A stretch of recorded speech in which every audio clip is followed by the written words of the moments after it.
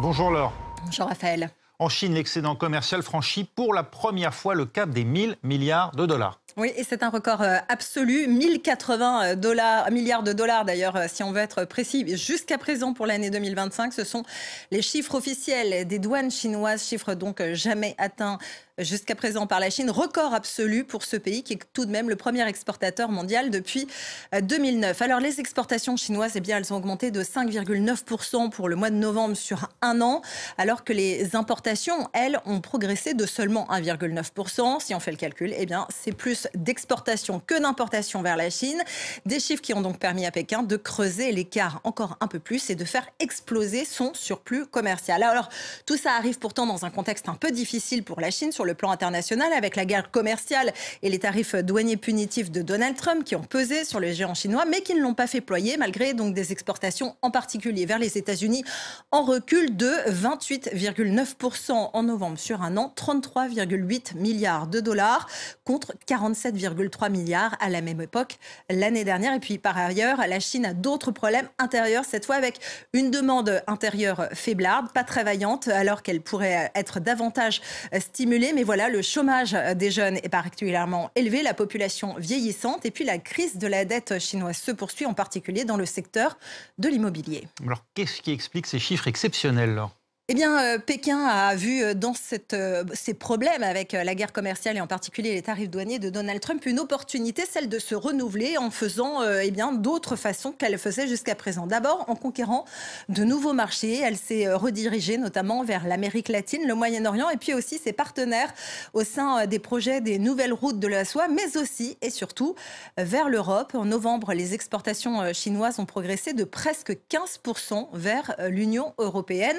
La réciproque n'étant pas vrai. Et puis en parallèle, la Chine transforme aussi ses propositions de produits en transformant son appareil productif avec des produits de meilleure qualité que ce qu'elle produisait jusqu'à présent, des produits à plus haute valeur ajoutée. Ce sont donc des exportations d'une valeur plus importante et davantage de revenus. Et puis certains produits de cette haute qualité de production ont enregistré une croissance à 2 chiffres. C'est le cas par exemple pour les bateaux, les semi-conducteurs, les voitures, tant et si bien que les exportations de produits de haute technologie ont augmenté de 6,6% au mois de novembre.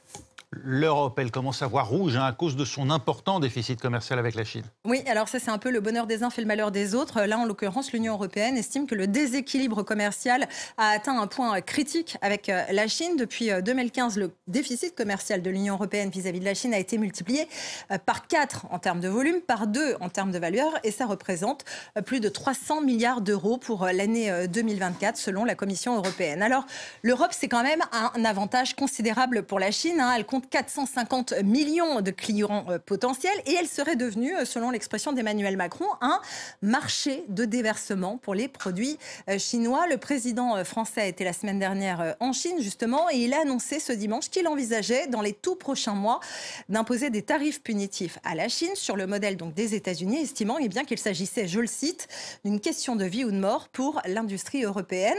Emmanuel Macron qui estime que Pékin doit rééquilibrer son économie en soutenant davantage sa consommation intérieure pour moins dépendre des exportations et donc moins peser sur le déficit commercial de ses partenaires et réduire ses capacités industrielles. Le président français qui suggère aussi que les entreprises chinoises investissent en Europe avec des transferts de technologies dans une dizaine de secteurs en particulier, par exemple batteries, raffinage de lithium, éolien, photovoltaïque, les voitures électriques, toutes sortes de secteurs dans lesquels la Chine a pris beaucoup d'avance alors que le reste du monde est un peu à la traîne, en particulier en Europe, sachant que beaucoup d'entreprises européennes envoyaient jusqu'à présent gagner des contrats en Chine grâce notamment à des transferts de technologies qui étaient négociés à ce moment-là.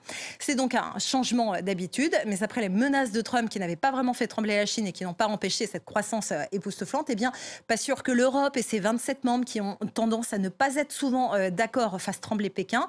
L'Allemagne d'ailleurs ne s'est pas encore prononcée, mais beaucoup de groupes allemands restent très présents en Chine. Il ne faudrait pas vexer davantage le partenaire chinois avec qui les relations avec Berlin sont tendues. Le ministre allemand des Affaires étrangères, Johann Wadephul, est d'ailleurs en visite officielle en ce moment en Chine. Il cherche à réchauffer les relations avec Pékin et il oscille entre la carotte et le bâton sur les relations commerciales. Écoutez-le.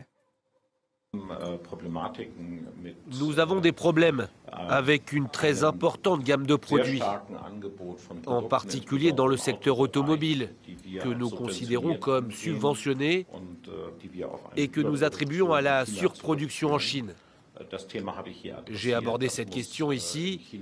Cela doit également être reconnu en Chine. Cependant, je doute que l'augmentation des droits de douane nous aide davantage. Merci Laure, c'était l'économie avec Laure Manin.